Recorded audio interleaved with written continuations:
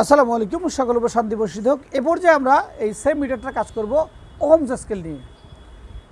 এবার দেখছেন যে এই যে অফের নিচে যেগুলো আছে পুরোটাই আসলে ওহম সেকশন, একদম এই পর্যন্ত পুরোটাই আসলে ওহম সেকশন ধরা যেতে পারে। এখানে 20 এম, 200K, 200K, মেগা এবং কিলো। আপনি মেগা মানে রেজিস্ট্যান্স মাপতে গেলে আপনাকে এমএ রেখে মাপতে হবে, তাও আর 20 মেগা যদি কাছাকাছি হয় তাহলে আপনি এমনি মাপতে পারবেন। আর যদি কিলো ওহমস হয়, কিলো ওহমস হলে আপনি সেক্ষেত্রে আপনাকে 200 কিলো ওহমস মানে আপনি 200 কিলোর আগে যেগুলো আছে সেগুলো মাপার জন্য 200 কিলো ওহমস পর্যন্ত আমি ইউজ করতে পারবেন।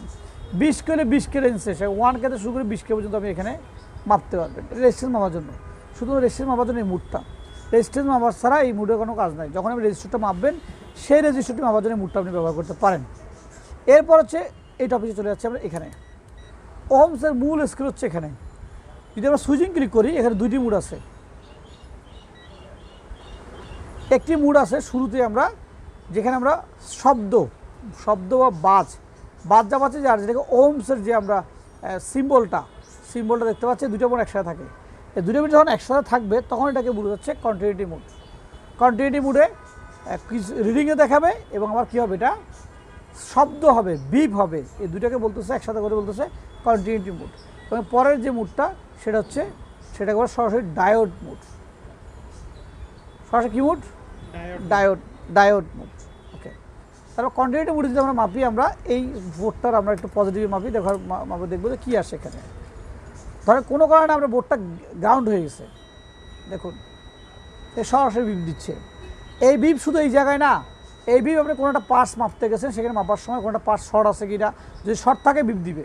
শর্ট থাকলে কী করবে? বিপ দিবে। শর্ট না থাকলে রিডিং দেখাবে, বা রিডিং কখনো কিছু ক্ষেত্রে দেখায়, কিছু ক্ষেত্রে দেখায় না, কিন্তু শর্ট থাকলে কী হবে? বিপ দিবে।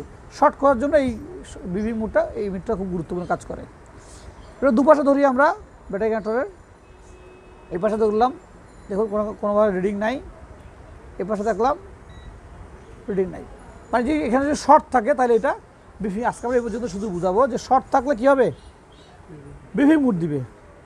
ঠিক তদরূপ আমরা এই গ্রাউন্ডটাকে নিয়ে যাই, নিয়ে আমরা পজিটিভটা মাপি, এখানে নাই। এখানে মাপি, যেভাবে মাপতেছে কী আছে? বিপ আছে। আসতেছে বিপ, আসতেছে, কিন্তু এদিকে নাই। এদিকে আছে? নাই।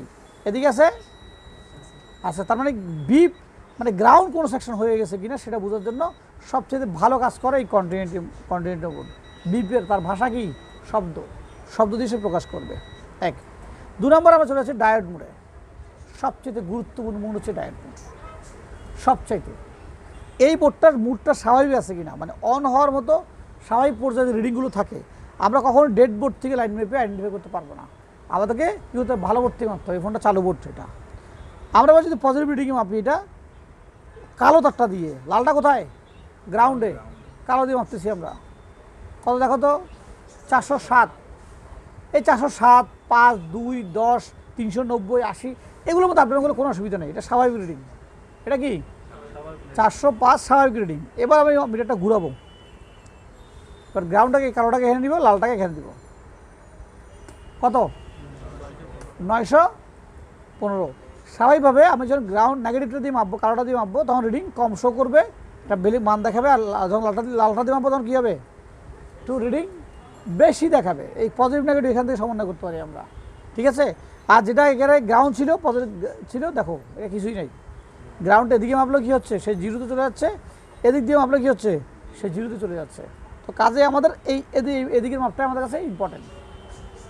বিষয়টা ক্লিয়ার কি না? এবার আমরা আসি এখানে, আমরা জাস্ট দুইটা কম্পোনেন্ট টেস্টিং করি। ধরে পাওয়ার যে পাশে দুটো ক্যাপাসিটি আছে এখানে, এই পাশে। তা আমরা ক্যাপাসিটিগুলো মাপার চেষ্টা করবো যে শর্ট আছে কিনা বা ক্যাপাসিটিটা স্বাভাবিক আছে কিনা। আমি ক্যাপাসিটি এভাবে মাপলাম, কত দেখাচ্ছে? কোনো রকম রিডিং নাই, 0। ওকে, আমি ঠিক অপোজিটে মাপি। আমি কত? 300। কত? তার মানে ঠিক আছে, এটা রিডিং আছে এটাতে। যদি 2 মাত্রা শর্ট হতো তাহলে কী হতো? ওই সেম 0 চলে আসতেছে। যেটা এক পাশে রিডিং আছে তাহলে মান ঠিক আছে।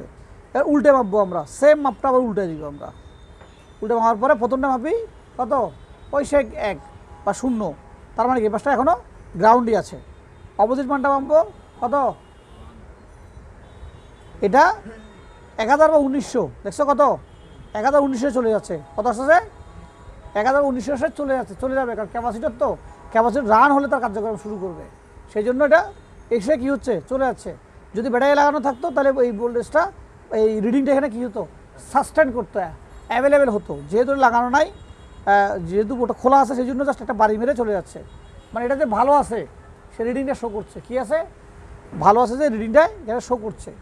আমরা কি বুঝতে পারলাম বিষয়টা?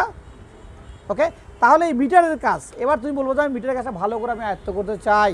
তোমাকে ভালো করে আয়ত্ত করতে হলে এই ভোল্টেজ নিয়ে তোমাকে মিনিমাম কমপক্ষে 20টা বোর্ড মাপতে হবে। কয়টা? 20টা বোর্ড যখন তুমি এই ভোল্টেজ থেকে মেপে ফেলবা, একটা বেসিক নলেজ তোমার মধ্যে অটোমেটিক বিল্ড হয়ে যাবে, নাম্বার 1। নাম্বার 2 হচ্ছে এই যে ওহমসের স্কেলে, এই স্কেলটা ধরে লাল এবং কালো দিয়ে কমপক্ষে তোমাকে 300 কম্পোনেন্ট মাপতে হবে, তাহলে তুমি এর সম্বন্ধে তোমার একটা নলেজ হয়ে যাবে। বিপ দিয়ে কী করতে হবে, শর্ট একটা কোনো বোর্ড শর্ট আসছে বা একটা বোর্ডকে তুমি নিজে শর্ট করে ফেলবা, কোনো একটা ক্যাপাসিটরকে বোর্ডে দিলে একটা ক্যাপাসিটরকে শর্ট করে দিলে পুরো বোর্ড শর্ট হয়ে যাবে। শর্ট করার মিটার শর্ট দিয়ে মাপবা, যেহেতু শর্ট দিয়ে কী আসে, ডাক্তারের কাছে তো রোগ নিয়ে যায়, ডাক্তার সবার একটা কথা বলে যে তোমার রোগে ডাক্তার তোমাকে হইতে হবে। অ্যালার্জি, অনেকের মুরগি খেলে অ্যালার্জি হয়ে যায়, কিন্তু হওয়ার কথা না। অনেকে গরু মাংস খেয়ে অ্যালার্জি হয় না, অনেকের খাসি খেলে অ্যালার্জি হয়, এরকম আছে না, অনেকে চিংড়ি মাছ খেলে অনেকে অ্যালার্জি হয় না, কিন্তু গরু মাংস খেলে অ্যালার্জি হয়। অনেকগুলো বিষয় থাকে এরকম। তো তোমার কোন দিকে কাজ করতে কমফোর্ট হয় এটা তোমাকে খুঁজে দিতে হবে। তোমার কাজের কমফোর্ট অন্য কেউ কখনো দিবে না। সো এই বিষয়গুলো নিয়ে কী করতে হবে, গবেষণা বা স্টাডি করতে হবে। যারা আমাদেরকে দেখেছেন, মিটারটা সম্পূর্ণ করলাম, এরপর যদি কোনো বিষয় থেকে যায় আমাদেরকে আবার জানাবেন, আমরা আরও ভিডিও করার চেষ্টা করব। ভালো থাকবেন, সুস্থ থাকবেন, আসসালামু আলাইকুম।